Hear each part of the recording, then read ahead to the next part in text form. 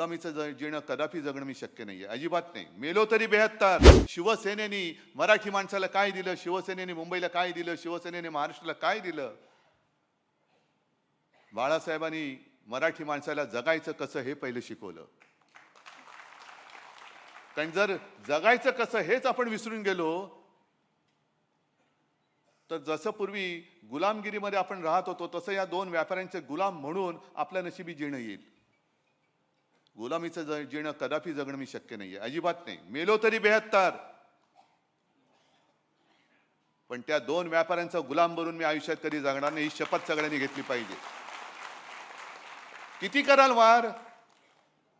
आम्ही काय लढाईला घाबरणारी माणसं नाही आहोत. मराठ्यांचा इतिहास जेवढा रक्तरंजित आहे, कदाचित तेवढा रक्तरंजित इतिहास आपल्या देशातच नव्हे तर जगाच्या पाठीवर दुसऱ्या कोणाचा असेल.